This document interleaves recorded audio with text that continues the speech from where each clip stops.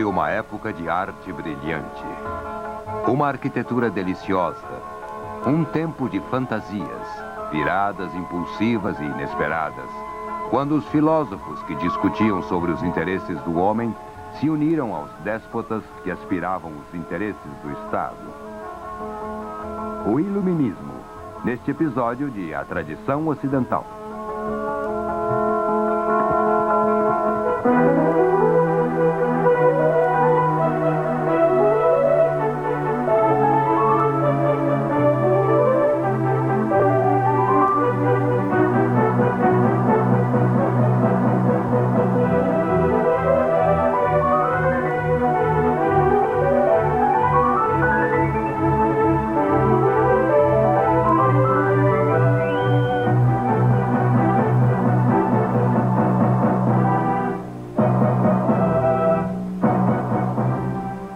E agora o professor da Universidade da Califórnia, Eugene Weber, em sua jornada através da história da civilização ocidental.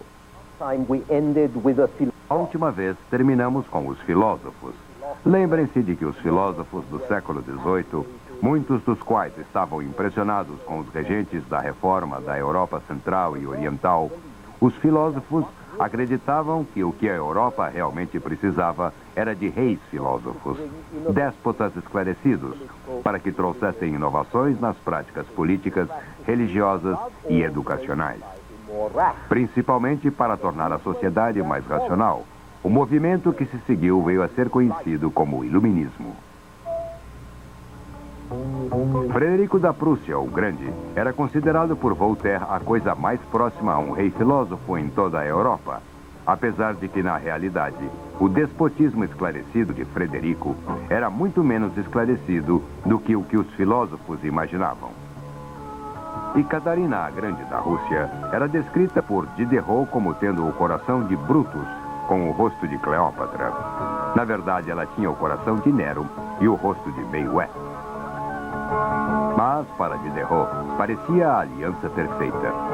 E então o mundo obteve uma esplêndida coleção de sua correspondência com Catarina a Grande, que se tornou grande principalmente devido à publicidade que os filósofos lhe deram. E a mesma coisa aconteceu com Voltaire, que mantinha uma animada correspondência com Frederico o Grande. Era uma espécie de relação do Renascimento entre homens de letras que ofereciam adulação e publicidade e regentes que os enchiam de presentes, subsídios e autoestima. Mas, por trás das relações e das palavras, a realidade era bem diferente. O privilégio não fora abolido na Prússia, nem na Rússia, nem em nenhum dos novos estados. Pelo contrário, os regentes tinham que confiar em seus nobres ainda mais, porque os nobres eram a única classe usada para comandar, e assim os regentes acabaram por dar mais privilégios aos nobres.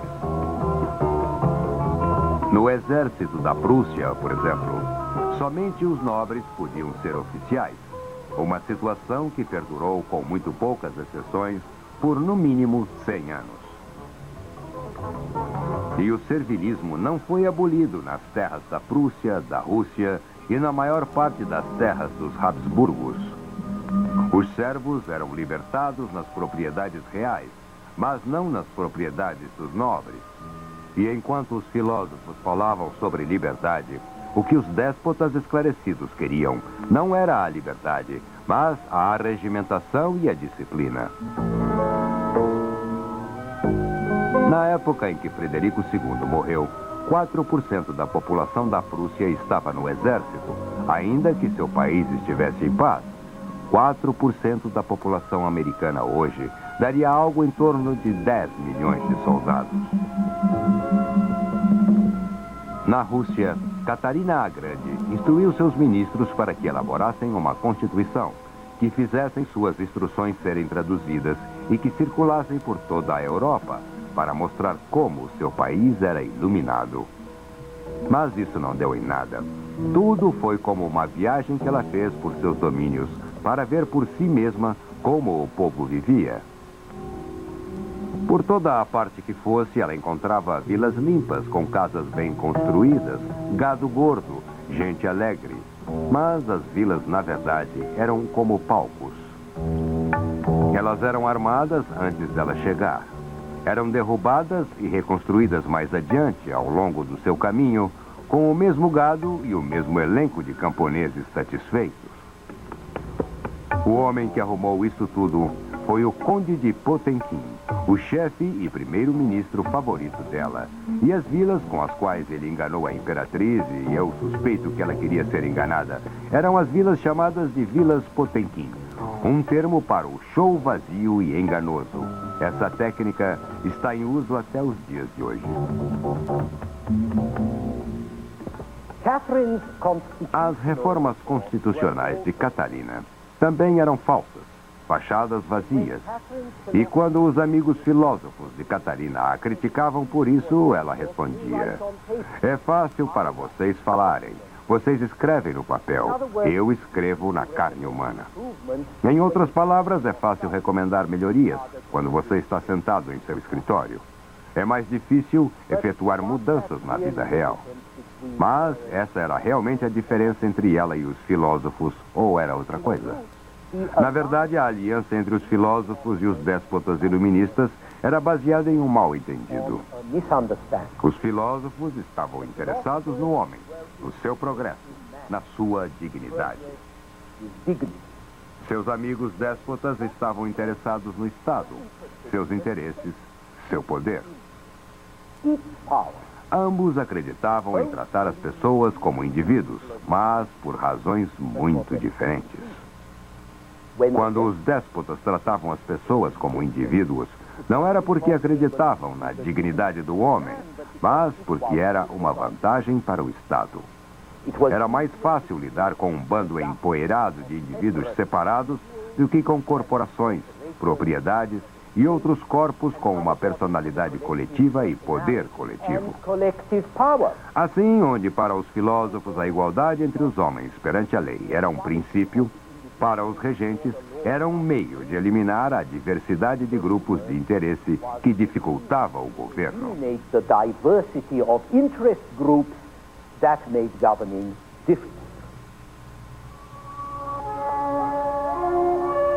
Mas, mesmo com esse mal-entendido, a aliança durou porque ela também se baseava em interesse.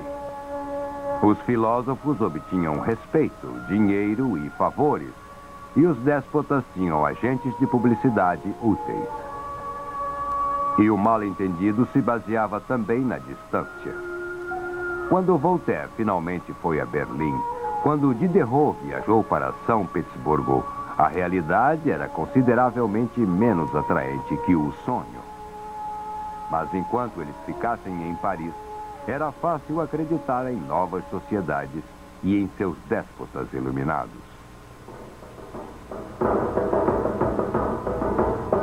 No século XVIII, a Rússia e mesmo a Prússia eram para muitas pessoas impossivelmente distantes.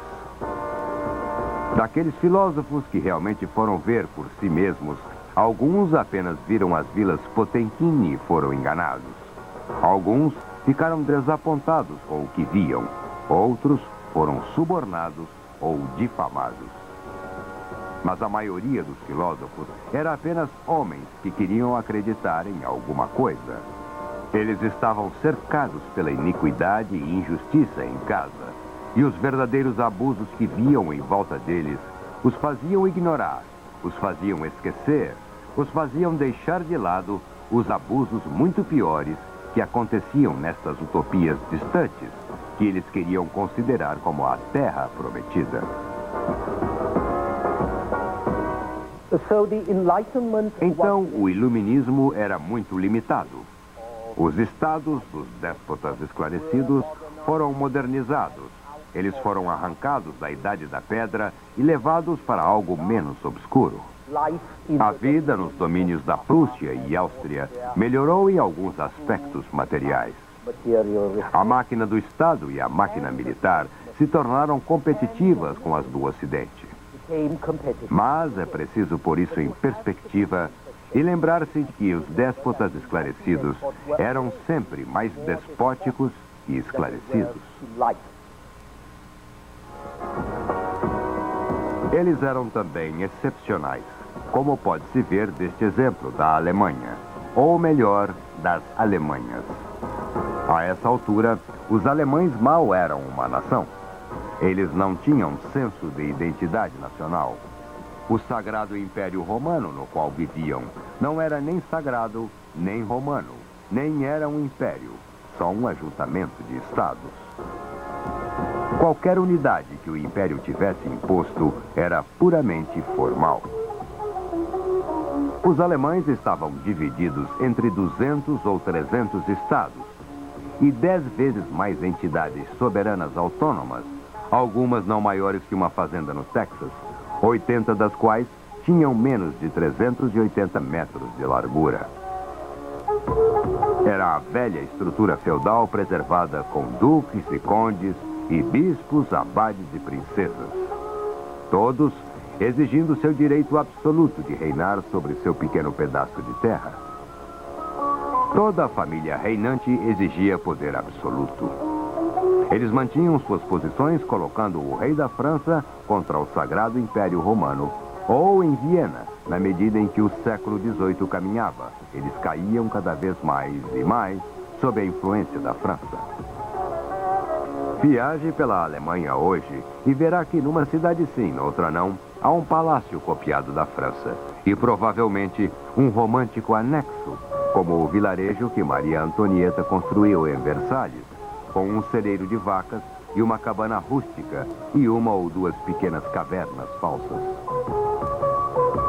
Mas enquanto a moda e o consumo notável eram copiados do Oeste, pouco mais o era. E nem a moda e o consumo notável dos estados alemães significavam sofisticação ou bons modos. Aqui estava a verdadeira antítese do ideal de ordem e refinamento que eram a base do iluminismo. Na corte da Prússia, por exemplo, quando os criados batiam seus pratos no jantar, o rei Frederico Guilherme, pai de Frederico o Grande, era bem capaz de sacar de sua pistola e atirar em suas perucas, para que elas pegassem fogo como castigo. E há a descrição de um jantar que o arcebispo de Mainz deu no fim do século XVIII a seus eleitores, aos príncipes que eram simbolicamente do comitê administrador do império. Um jantar que durou do meio-dia até às 9 da noite. E enquanto eles comiam, a banda militar tocava música constantemente. Quando finalmente acabaram de comer, os eleitores, liderados pelo marechal da corte, dançaram sobre a mesa até caírem. Você pode dizer que não era muito seguro jantar com um príncipe alemão. E os príncipes que também eram bispos eram os piores. Em parte porque gostavam de brincadeiras de mau gosto, como água jorrando dos assentos, pratos ou copos com buracos. Em parte porque tinham os melhores vinhos da Alemanha e os bebiam. Em cada refeição, o príncipe bispo de Mainz costumava esvaziar de um gole só um grande sino de igreja prateado cheio de vinho e esperava que todos os convidados fizessem o mesmo. Entre as refeições, caçar era uma regra. Quase todas as cabeças coroadas do tempo amavam essas orgias de matanças. Era o único exercício que tinham, afinal, fora o de perseguir mulheres ou garotos. E além disso, desde que cada território era considerado por seu regente como sua propriedade particular e sua reserva de caça particular, a agricultura quase ficou paralisada. Não é muito surpreendente que um bom número desses príncipes estivessem à beira da loucura, impotência, alcoolismo ou fora de controle. Eles também eram grandes colecionadores e sua coleção era uma obsessão. O Duque de Wittenberg colecionava cerca de 4.000 diferentes edições da Bíblia. O Duque de Brunswick colecionava um vasto número de harpas, as melhores das quais reservava para uso de seus gatos favoritos. Outro príncipe decidia que hora do dia era, de acordo com sua conveniência. Os relógios da propriedade tinham que ser acertados de acordo com a hora que ele escolhia para sua biblioteca. E o Duque de Würzburg gastou toda a sua renda mobiliando uma grande sala de violoncelos, comandados por um imenso violoncelo que de tão grande só poderia ser tocado em cima de uma banqueta alta com a ajuda de um arco do tamanho de um mastro.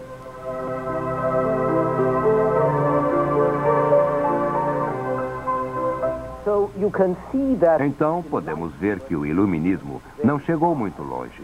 E porque os súditos dos reinos mais afastados invejavam as pessoas que viviam em terras como a Prússia, que dirá a França. E podemos entender também porque mesmo as reformas muito limitadas dos déspotas iluministas eram um alívio a seus súditos, num período em que a maioria dos regentes vivia bêbada e eram tiranos incompetentes.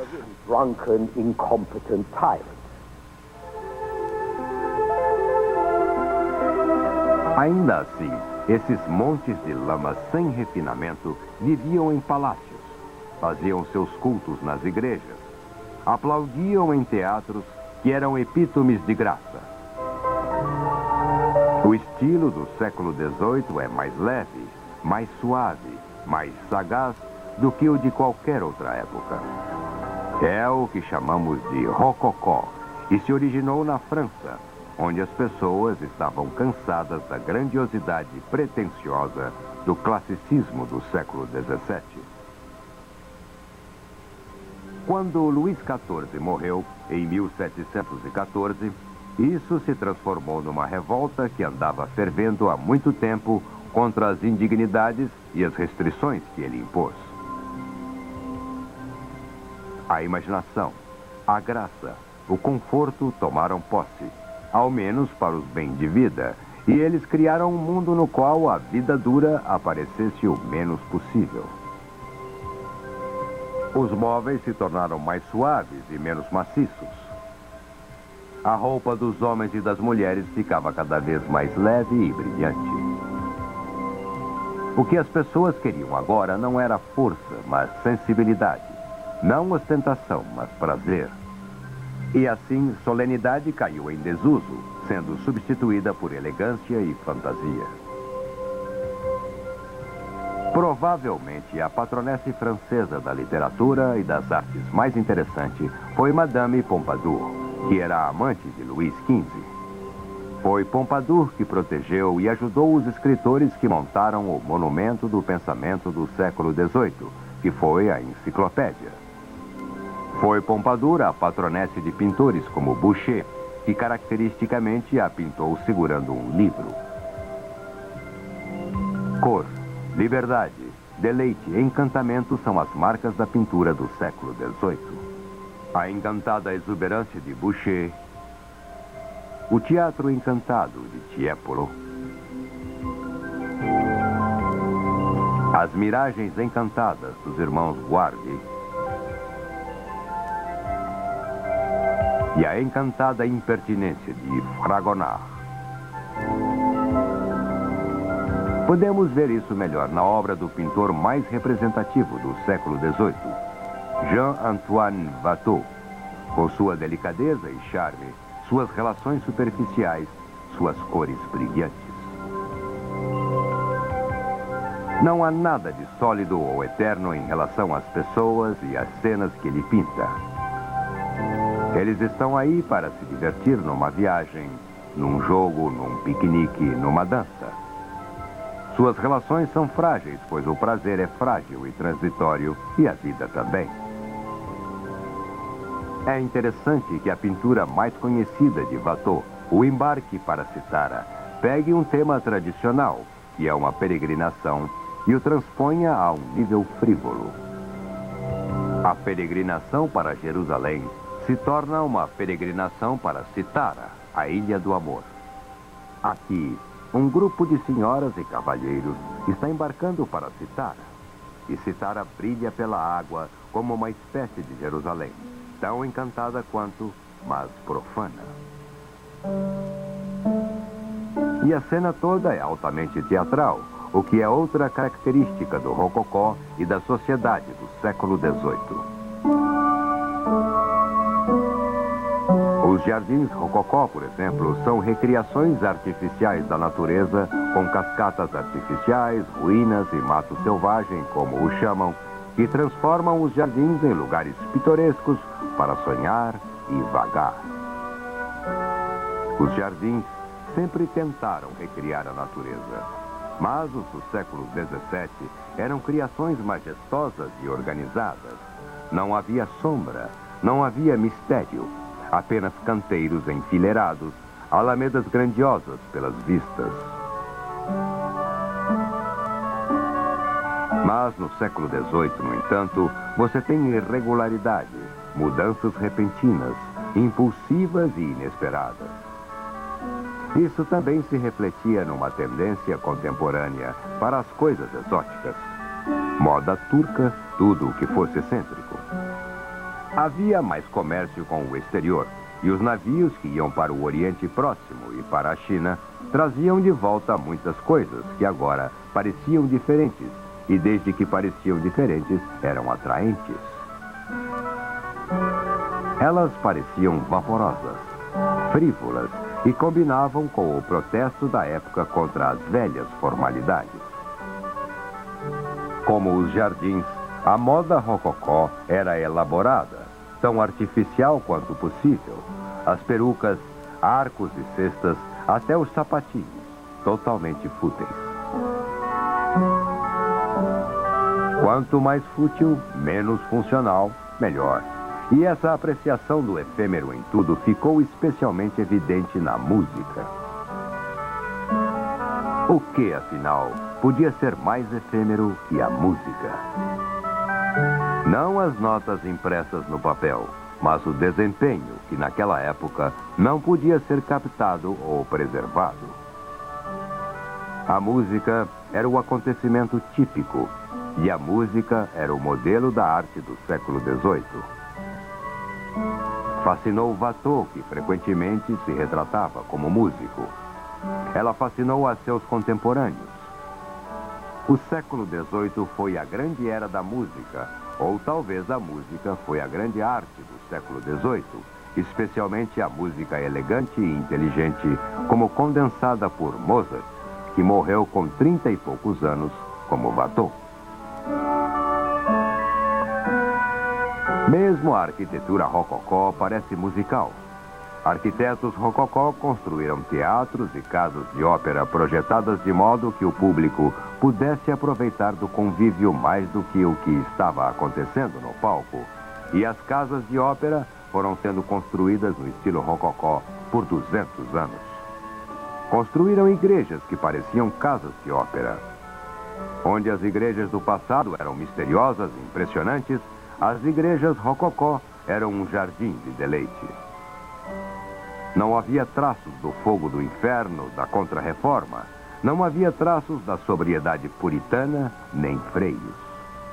A alegria substituiu o medo. O cenário substituiu o ritual. A exibição substituiu a inspiração. Era tudo de gesso, camadas de ouro, arabescos e muitos espelhos que refletiam a luz. Deus, ele mesmo, é um deleite, e você espera que um padre comece a cantar uma ária.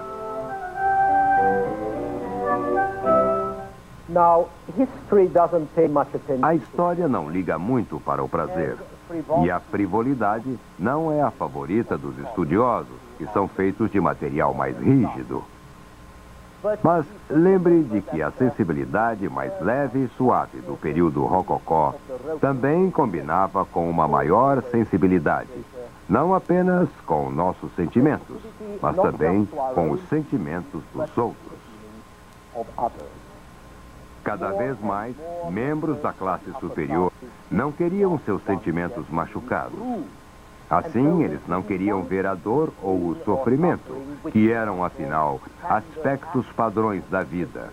E foram as pessoas mais sensíveis dessa época, como a Madame Pompadour, por exemplo, que começaram a reduzir as torturas e as execuções públicas, e a legislação cruel e repressiva que tinha sobrevivido há séculos. Era gente assim que recebia bem a reforma penal no último terço do século XVIII, ou ao menos as campanhas pela reforma penal, que tentou enquadrar a punição ao crime e à utilidade social, em vez dos horrores antigos, como cortar a mão por roubar uma fatia de pão. E falaremos disso no nosso próximo episódio. Algumas pessoas queriam a reforma simplesmente porque seus gostos tinham mudado, seus modos se humanizaram, seus sentimentos tornaram-se mais sensíveis. E fazer o bem por razões egoístas também está bem. If you do good for selfish reasons, that's all right too.